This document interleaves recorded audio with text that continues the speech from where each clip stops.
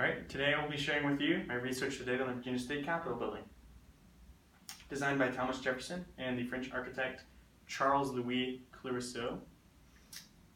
It was heavily influenced by, Thomas Jefferson was heavily influenced by the Roman architecture, such as masonry, the ancient Roman temples used for god worship. And the interiors of these buildings are really dark and just kind of like focused all the light on the god for worship and all that.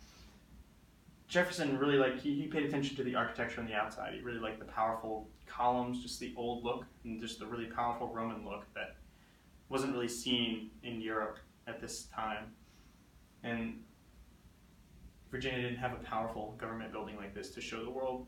So he designed it and put a bunch of windows in it and everything and just made it more useful for the purpose it was serving, for the government use, and just turned it into something that was both powerful yet functional.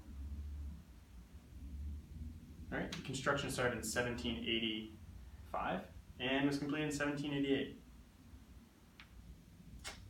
Throughout the Civil War, this Capitol building served quite the purpose.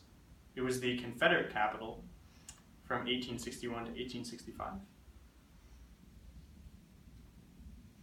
Jefferson Davis was elected president on the third floor of this Capitol, along with his vice president, Alexander H. Stephens.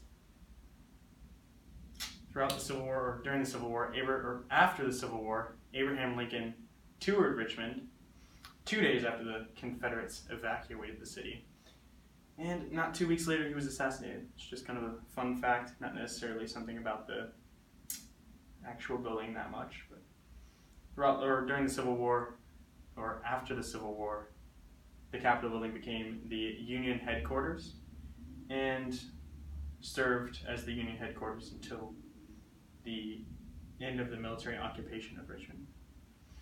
In the tragedy of 1870, during a trial, or not a trial, but just a meeting that was determining who would govern Virginia after the military occupation had left, it was packed. The second floor was packed, and it fell. The floor fell, 62 people died, and 251 people were injured.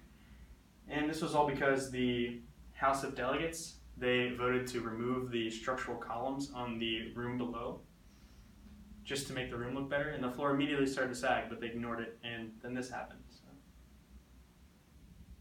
Renovations, all right. In 1906, a wing was added on the west side, and a wing was added on the east side to house the House of Delegates and the Senate, because the chambers within the building were no longer sufficient. They were too small. And in 2004, a $104 million project was started, adding a 27,000 square foot underground visitor facility, handicap equipped, all that kind of stuff, to just show people around the building, show people different exhibits, and just make it more interesting, make it more touristy. And this is a blank slide, which signifies the end of my presentation. Thank you, Emma, for filming me.